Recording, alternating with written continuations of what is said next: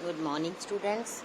Today I am going to continue my lecture for plus one arts political science. Name of the chapter is Freedom vs Liberty. Now let us start with the discussion of topic the sources of constraints. We have already studied about freedom means restrictions imposed on human beings vanished. This is known as freedom. Restrictions on the freedom of individuals may come from domination, external controls. मतलब जो भी human beings पर restrictions आती हैं वो external control के कारण आती हैं. ये रिस्ट्रिक्शंस जो हैं इम्पोज्ड बाय फोर्स, ठीक है, और they may be imposed by government through which embody the power of rulers over the people and which may have the backing of force. अगर फ्रीडम मिली हुई है ह्यूमन बीइंग को तो इसका मतलब ये है वो अपनी फ्रीडम का फुल एंजॉय करेंगे, लेकिन कुछ रूल्स एंड रेगुलेशन के अंडर रहकर. हमारे कॉन्स्टिट्यूशन में हमें इंडियन सिटीजन्स को राइट्स मिले हुए हैं. उनमें से एक राइट है right to freedom. Right to freedom का मतलब ये हुआ कि ह्यूमन बीइंग अपनी फ्रीडम का एंजॉय तो करेंगे लेकिन कुछ रूल्स एंड रेगुलेशन के अंडर रहकर. जो ये रूल्स एंड रेगुलेशन है वो हमारे कॉन्स्टिट्यूशन में मेंशन करे गए हैं और उसके अकॉर्डिंग जो गवर्नमेंट है उनको लोगों पर इम्पोज करती है. This was a form of constraint represented by colonial rulers over their subject और by system of apartheid in South Africa. जैसे मैंने पीछे आपको बताया, साउथ अफ्रीका में ब्लैक एंड वाइट की डिस्क्रिमिनेशन इस तरह से. उसके बाद जब वो उनकी फ्रीडम मिल गई तो किस तरह के रूल्स एंड रेगुलेशन जो कंट्री में चलाए गए. सम फॉर्म ऑफ गवर्नमेंट जो है may be inevitable, but if the government is a democratic one the members of a state could retain some control over their rulers. That is why democratic government is considered to be an important means of protecting the freedom of people. Because democracy is a form of government for the people, by the people, to the people. This definition is given by Abraham Lincoln. इसके according freedom enjoy करेंगे Indian citizens, but कुछ rules and regulation के under रहकर, क्योंकि main purpose है democratic government का to protect the freedom of the people. But जो constraint होते हैं फ्रीडम पर also result from social inequality of the kind implicit in the caste system और which results from extreme economic inequality in a society. Quotation from Subhash Chandra Bose on freedom draws attention to the need for country to work to remove such constraint. Freedom को enjoy करना, इसको protect करना ये government का काम है, लेकिन फिर भी अगर हम देखें तो हमारी सोसाइटी में सोशल इनइक्वालिटी के कंस्ट्रेंट्स जो हैं जो लोगों पर लगाए गए हैं, मीन्स दो कैटेगरी बन गई हैं, rich and poor, lower and upper level. तो इन चीज़ों के कारण हमारी कंट्री में फ्रीडम पर कुछ रोक लगी है. अब आ जाओ इसमें नेताजी सुभाष चंद्र बोस ने फ्रीडम पर क्या कहा.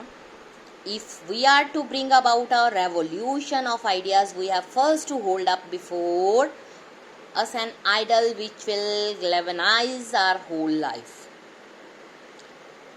That ideal is freedom.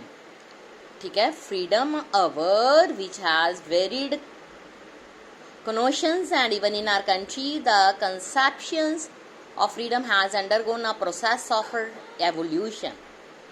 By freedom, Netaji Subhash Chandra Bose said that by freedom I mean all round freedom, that is freedom from the individual as well as for society, freedom for the rich as well as poor, freedom for man as well as woman, freedom for all individual and all classes. Freedom implies not only emancipation from political bondage but also equal distribution of wealth, abolition of caste barriers, social inequality, destructions of communalism, religious interference, this is an ideal which may appear utopian to hard-hearted men, women, but this ideal alone can appease the hunger in the soul.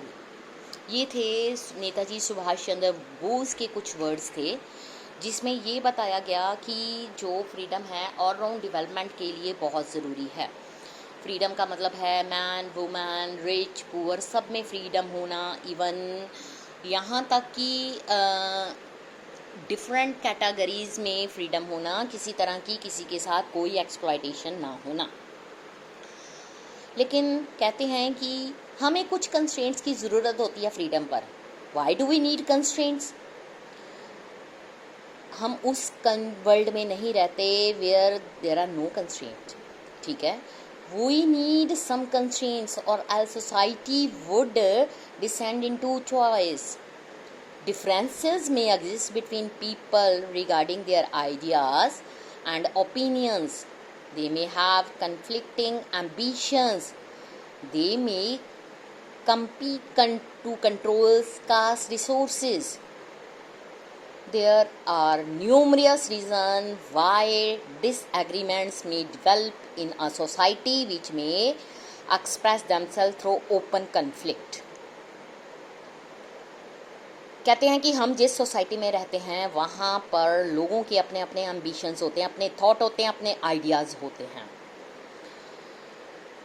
Her country में, पूरे world में अगर हम बात करें तो हमें पता है कि हमारी विशेस बहुत ज़्यादा हैं, लेकिन उनको पूरा करने के लिए हमारे पास जो रिसोर्सेज हैं उनकी कमी है। तो इसका रीज़न क्या होता है? कई बारी गलत तरीके से भी अपनी जो एम्बिशंस हैं उनको पूरा करने की कोशिश की जाती है। कहते हैं कि we are people around us ready to fight for all kind of reasons ranging from the serious to the trivial. Rage while driving on the roads, fighting over parking spaces, quarrels over housing, land, disagreement regarding whether particular film should be screened, all these और many other issues। हर जगह पर ये हमारा human mind ही है बेटा, जिसमें मतलब ये थॉट्स चलते हैं, माइंड से ये राइज होते हैं। यहाँ पर बहुत सारे झगड़े वगैरह चलते रहते हैं। अगर आप पार्क में खड़े हो, गाड़ी पार्क करनी है, किसी और ने कर दी तो लड़ाई झगड़ा शुरू हो गया। लैंड प्रॉपर्टी को लेकर लड़ाई झगड़ा शुरू हो गया। फिल्म के डिस्ट्रीब्यूटर्स, हीरो हीरोइंस, इन सब में लड़ाई झगड़े शुरू हो गए। कई बारी ये जो कन्फ्लिक्ट्स होते हैं वायलेंस भी हो जाते हैं, कई बारी लाइफ का लॉस भी हो जाता है। देयरफॉर सोसाइटी जो है उसको इस तरह के मैकेनिज्म की ज़रूरत होती है जो इस वायलेंस को कंट्रोल करे, डिस्प्यूट्स को सेटल करे। We are able to respect each other views and do not attempt to impose our views on other. We may be able to live freely and with minimum constraints. हर कोई अपनी life को enjoy करना चाहता है। हमें ज़बरदस्ती किसी का अपने आइडियाज़ को नहीं थोपना चाहिए। हर किसी के आइडियाज़ अपने होते हैं, हर कोई अपना अटेम्प्ट करता है अपनी डेवलपमेंट करने के लिए। इसलिए हमें अपने आइडियाज़ के अकॉर्डिंग अपनी लाइफ को जीना चाहिए। In a free society, we should be able to hold our views, develop our own rules of living and pursue our choices. ये हमारे ऊपर डिपेंड करता है कि हमें क्या चूज़ करना है। किसी दूसरे को, अपनी चॉइस को दूसरे पर नहीं लगाना चाहिए।